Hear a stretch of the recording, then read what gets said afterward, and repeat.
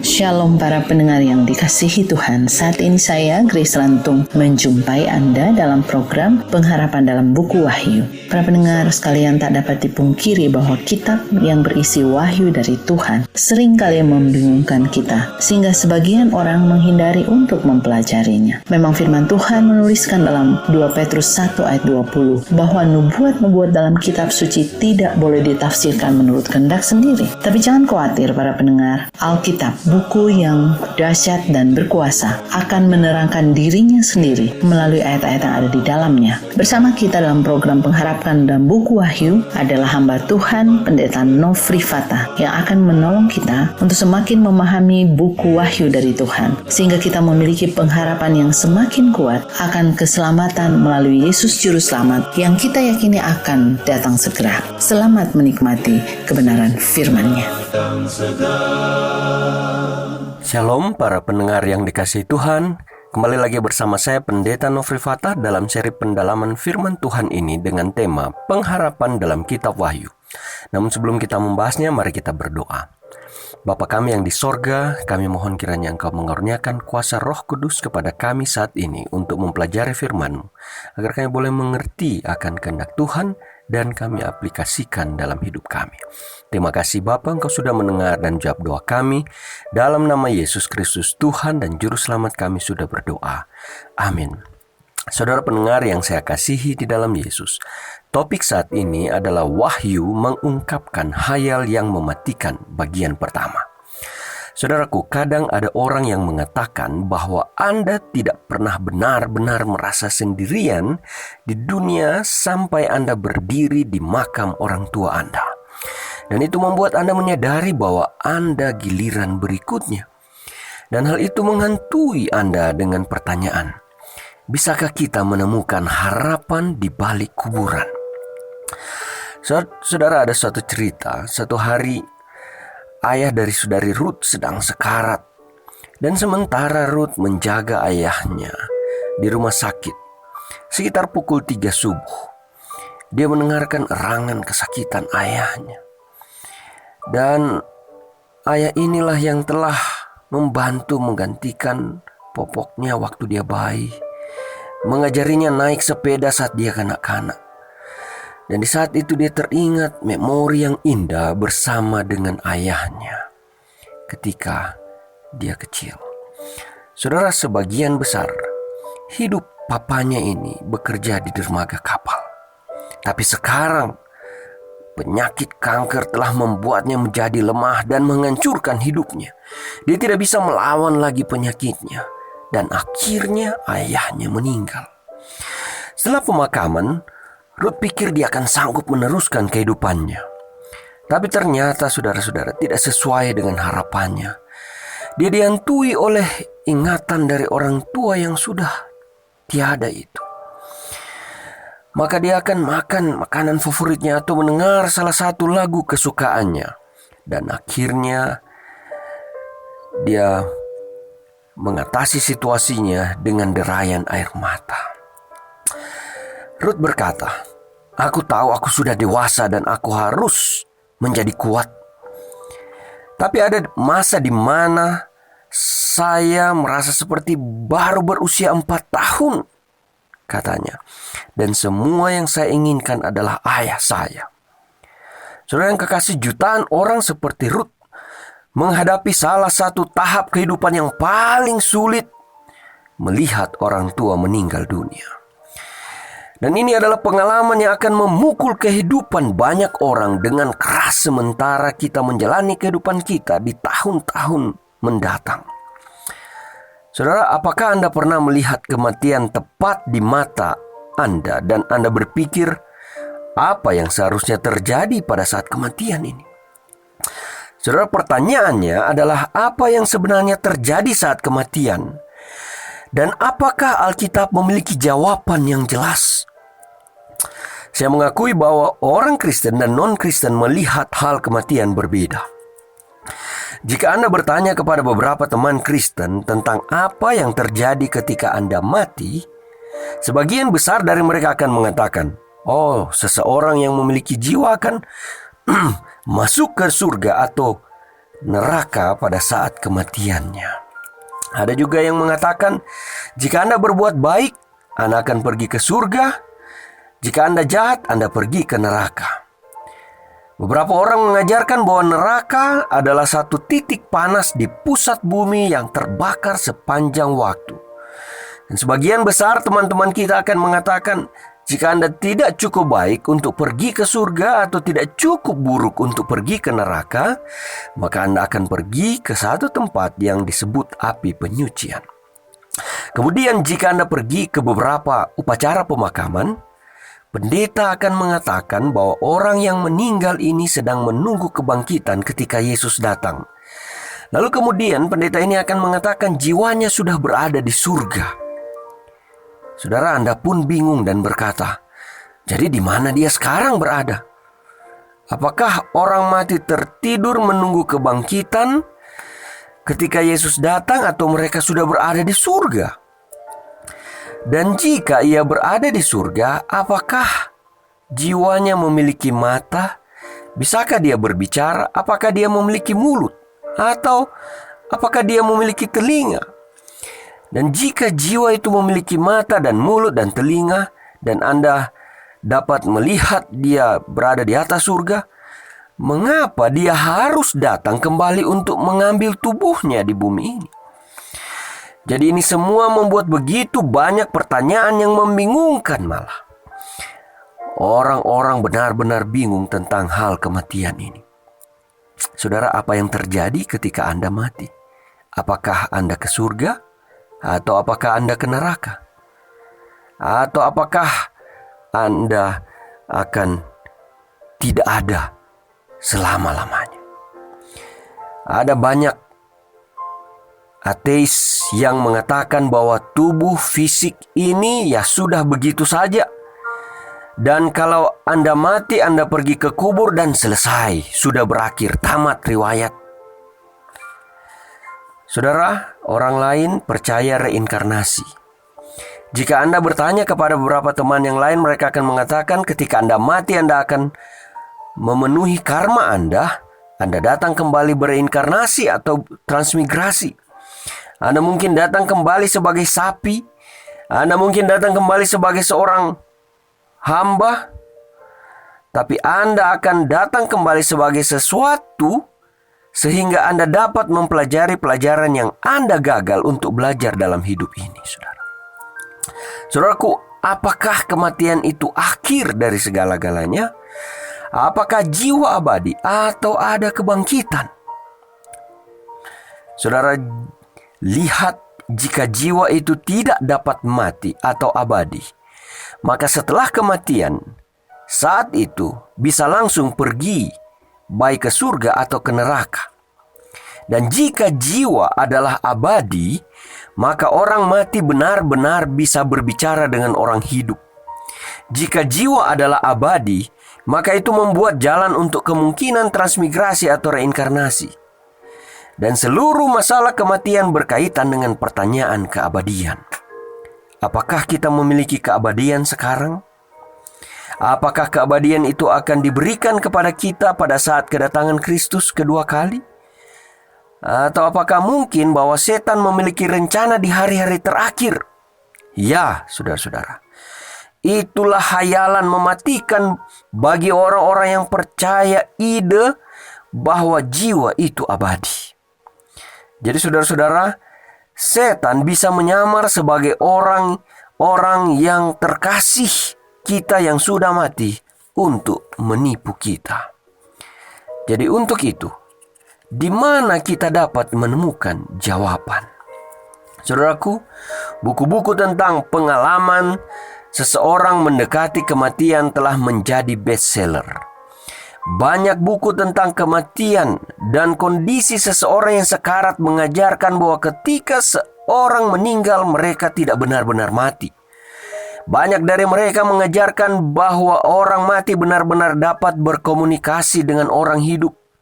Saudaraku, spiritualisme meledak, khususnya di kalangan orang-orang yang memiliki pemikiran sekuler yang mengesampingkan Alkitab dan Yesus. Orang-orang ini percaya ketika Anda mati, maka jiwa abadi itu dapat berkomunikasi dengan orang hidup. Apakah Anda setuju dengan saya saat ini bahwa satu-satunya tempat yang dapat dipercaya untuk menemukan informasi tentang kematian atau hal apa saja hanyalah Alkitab? Alkitab memberi kita jawaban yang bisa dipercaya untuk pertanyaan tentang apa yang terjadi ketika Anda mati. Itu mengungkapkan tidak hanya apa yang terjadi ketika Anda mati, saudara-saudara, tetapi juga bagaimana menghadapi kematian dengan harapan baru dan keyakinan. Haleluya. Saya ajak kita mulai dengan kitab Wahyu. Lihat apa yang terjadi di awal kitab Wahyu yang mengungkapkan takdir akhir manusia. Saudara, pasal pertama dari Wahyu memperkenalkan kepada kita pribadi Yesus Kristus yang mulia. Dia mengenakan jubah putih bercahaya, matanya bagaikan nyala api, dan Yesus mengidentifikasikan dirinya dalam cara berikut ini. Di dalam Wahyu 1 ayat 18 berkata, "Aku adalah yang awal dan yang akhir, dan yang hidup. Aku telah mati, namun lihatlah aku hidup sampai selama-lamanya." Saudaraku yang kekasih dalam Kristus, Kristus telah dikuburkan dan dia telah keluar dari kubur. Dia dibangkitkan dari antara orang mati. Sepanjang hidupnya Yesus mengalami kelaparan, kelelahan, dan rasa sakit. Di atas kayu salib, paku ditusukkan ke tangannya membuat dia rasa sakit. Saudara, mahkota duri di kepalanya membuat dia rasa sakit. Cambukan di punggungnya membuat rasa nyeri kepadanya. Dan tubuh fisiknya yang nyata itu mengalami kesakitan. Saudara, dia juga mengalami kelaparan dan kelelahan. Tetapi dia keluar dari kubur. Dia dipakaikan tubuh yang abadi, yang mulia. Dan Alkitab mengatakan bahwa Yesus dibangkitkan. Puji Tuhan. Saudara, kemudian Wahyu 1 ayat 18b selanjutnya berkata, "Dan aku memegang segala kunci maut dan kerajaan maut." Inilah alasan kita tidak perlu takut mati, saudara-saudara, karena Kristus mengalahkan kematian itu. Di salib Kristus mengambil bagi dirinya penghukuman dosa kita. Karena upah dosa adalah maut, Yesus mengalami kematian bagi saudara dan saya. Saudara yang kekasih di dalam Yesus, Yesus telah dikuburkan dan telah keluar dari kuburan. Dia memiliki kunci kuburan itu, saudara. Setiap orang yang mati, setiap orang yang percaya, yang beristirahat di dalam Yesus dapat berharap pada kebangkitan itu, saudara. Alkitab mengungkapkan kebenaran kebangkitan di seluruh halaman-halamannya, menunjuk ke depan pada kedatangan Kristus yang kedua kali ketika Yesus datang dan orang mati dibangkitkan. Haleluya. Tapi seorang berkata, apa yang Alkitab ajarkan tentang jiwa yang abadi itu? Mari kita kembali ke kitab Kejadian pada minggu penciptaan untuk menemukan petunjuk mengenai apa yang terjadi ketika seseorang meninggal. Mungkin jika kita memahami apa yang terjadi pada penciptaan ini, kita dapat memahami sesuatu tentang apa yang terjadi ketika kita mati. Saudara, Alkitab mengatakan dalam Kejadian 2 ayat 7, "Ketika itulah Tuhan Allah membentuk manusia itu dari debu dan tanah dan mengembuskan nafas hidup ke dalam hidungnya. Demikianlah manusia itu menjadi makhluk yang hidup." Saudara, sekarang perhatikan apa yang terjadi. Tuhan Allah membentuk manusia dari debu tanah. Allah membentuk Adam dari debu. Itulah tubuh manusia. Kemudian Alkitab berkata, dia menghembuskan ke dalam hidungnya nafas kehidupan. Alkitab tidak mengatakan bahwa Allah meniupkan jiwa kepada manusia. Ia membentuk tubuhnya dari debu tanah, dan Allah mengembuskan ke dalam hidungnya nafas kehidupan, dan manusia menjadi makhluk yang hidup. Sudah mendengar sekarang, apakah sudah lihat? Apakah Alkitab mengatakan bahwa Allah menempatkan jiwa yang abadi dalam Adam? Tidak, saudara-saudara. Alkitab tidak mengatakan hal itu. Rumusnya sebagai berikut. Debu plus roh sama dengan satu jiwa yang hidup. Kata lain, unsur bumi tambah nafas, maka menjadi seorang makhluk hidup. Jadi saudara-saudara, satu jiwa yang hidup berarti orang yang hidup. dan Adam menjadi makhluk hidup atau orang hidup. Saudara-saudara lihat, jiwa yang hidup adalah orang yang hidup. Saya beri contoh. Misalkan Anda pergi ke supermarket dan ketika Anda pulang Anda berkata kepada pasangan Anda, tidak ada satu jiwa pun di sana, Anda katakan. Dan pasangan Anda bercanda menjawab, oh, saya senang tidak ada jiwa di sana karena itu pasti akan menakutkan saya. Saya belum pernah melihat jiwa sebelumnya. Itu pasti menakutkan. Tapi itu tidak semuanya benar, saudara-saudara. Orang-orang tahu ketika Anda mengatakan jiwa, maksud Anda adalah tidak ada orang di sana. Saudara, Alkitab tidak mengajarkan bahwa Allah menempatkan jiwa abadi kepada Adam, seolah-olah itu sebuah wujud yang terpisah yang kita lihat. Saudaraku, saya tidak memiliki sebuah jiwa. Saya adalah jiwa itu. Seorang makhluk hidup, seorang pribadi, dan begitu juga saudara-saudara pendengar. Jadi saudaraku, apa jiwa itu? Apakah itu abadi atau bisakah itu dapat mati? Mari kita lihat firman Tuhan berkata di dalam Yeskiel 18 ayat 4. Sesungguh semua jiwa aku punya, baik ayah maupun jiwa anak, aku punya, dan orang yang berbuat dosa itu harus mati. Saudaraku, dapatkah jiwa mati menurut Alkitab? Ya, karena Alkitab berkata jiwa yang berdosa itu akan apa? Mati. Ada nama lain untuk jiwa dalam Alkitab yang mungkin mengejutkan beberapa orang, dan itu adalah orang atau hidup. Sebagai contoh tadi yang kita sudah lihat, Alkitab Bahasa Indonesia Terjemahan Baru mengatakan dalam Yeskiel 18 ayat 4, orang yang berbuat dosa itu yang harus mati. Kemudian Alkitab Bahasa Indonesia Terjemahan Lama berkata, maka jiwa yang berdosa itu juga akan mati. Jadi saudara, tidak ada di dalam Alkitab sebagai jiwa yang abadi. Hanya Tuhan yang abadi. Saudara-saudara, Alkitab menggunakan kata jiwa sebanyak 1600 kali dan tidak pernah sekalipun menggunakan kata-kata jiwa abadi.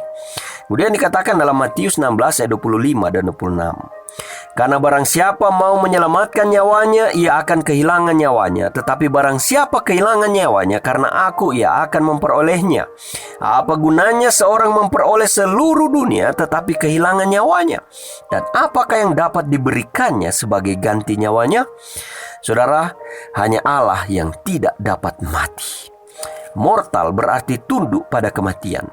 Dan immortal berarti fana dan dapat mati. Alkitab tidak pernah menggunakan istilah jiwa abadi atau keabadian jiwa. Disebutkan di dalam 1 Timotius 1 ayat 17, firman Tuhan berkata, hormat dan kemuliaan sampai selama-lamanya bagi Raja segala zaman, Allah yang kekal, yang tak nampak, yang esa. Amin. Jadi Raja abadi adalah Allah abadi. Kita menerima keabadian ketika Kristus datang. Alkitab mengatakan, tubuh yang fana ini harus mengenakan keabadian. Ketika saya datang kepada Kristus, Dia memberi saya karunia hidup kekal yang berada di dalam hati saya sekarang. Tetapi karunia keabadian dimiliki pada kedatangan Kristus yang kedua kali. Firman Tuhan selanjutnya berkata dalam 1 Timotius 6 ayat 15 dan 16. Penguasa yang satu-satunya yang penuh bahagia, Raja di atas segala raja dan Tuhan di atas segala Tuhan. Dialah satu-satunya yang tidak takluk kepada maut, bersemayam dalam terang yang tak terhampiri. Saudara, firman Tuhan ini berkata, Dia satu-satunya. Pengertian satu-satunya, saya beri contoh berikut ini. Jika saya satu-satunya yang memiliki dompet atau tas saya, jika saya sendiri yang memilikinya, maka hal itu menunjukkan apa, saudara-saudara? Menunjukkan bahwa orang lain tidak memiliki tas itu. Saudaraku, siapa di sini yang hanya satu-satunya saja yang memiliki keabadian? Hanya Allah sendiri yang memiliki keabadian. Dialah satu-satunya yang bersemayam dalam terang yang tak terhampiri, yaitu Allah Bapa, Allah Anak, dan Allah Roh Kudus. Dan Alkitab sangat jelas mengenai keabadian ini, saudara. Saudara pendengar yang saya kasihi, filsafat Yunani kafir mengajarkan bahwa jiwa adalah abadi. Anda melihat orang-orang Yunani mengajarkan bahwa jiwa dapat hidup terpisah dari tubuh. Dan mereka mengajarkan bahwa jiwa adalah wujud yang berbeda yang memiliki kehidupan sendiri. Sedangkan Alkitab mengajarkan bahwa manusia adalah satu unit terpadu yang terdiri dari fisik, mental, dan rohani. Komponen-komponen ini tidak dapat dipisahkan, saudara-saudara. Alkitab mengajarkan kematian adalah seperti tidur. Orang percaya yang meninggal itu aman sebagaimana amannya jika dia sedang tidur dalam pelukan Yesus. Dia telah beristirahat dari sakit hati dan kekecewaan di bumi sambil menantikan pagi hari kebangkitan yang mulia itu. Saudara pendengar yang saya kasih di dalam Yesus, Tuhan Allah membentuk manusia dari debu tanah. Allah membentuk Adam dari debu, itulah tubuh manusia. Kemudian Alkitab berkata, Dia mengembuskan ke dalam hidungnya nafas kehidupan. Alkitab tidak mengatakan bahwa Allah meniupkan jiwa kepada manusia. Ia membentuk tubuhnya dari debu tanah. Dia menghembuskan ke dalam hidungnya nafas kehidupan. Dan manusia menjadi makhluk yang hidup. Jadi rumusnya sebagai berikut. Debu plus roh sama dengan satu jiwa yang hidup. Kata lain, unsur bumi tambah nafas, maka menjadi seorang makhluk hidup. Satu jiwa yang hidup berarti orang yang hidup. Adam menjadi makhluk hidup atau orang hidup. Saudara-saudara lihat, jiwa yang hidup adalah orang yang hidup. Jadi apa jiwa itu? Sesuai dengan Yeskiel 18 ayat 4 dan Matius 16 ayat 25 dan 26. Itu adalah orang atau hidup dan jiwa yang dapat mati. Saudara, kata mortal berarti tunduk pada kematian. Atau immortal berarti fana, dapat mati.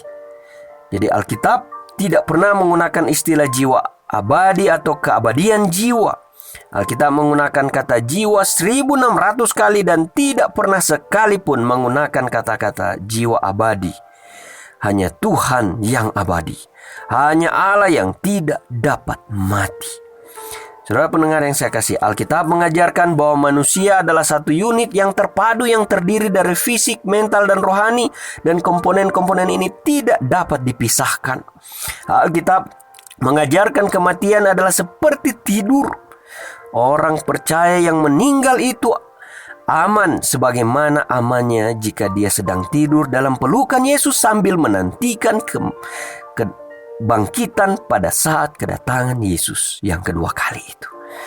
Saudaraku, jika ini adalah kenduan saudara-saudara aman dalam pelukan Yesus dan saudara percaya pada firman Tuhan, bukan pada ajaran manusia, dan pada waktu Yesus datang kedua kali, saudara akan bertemu dengannya.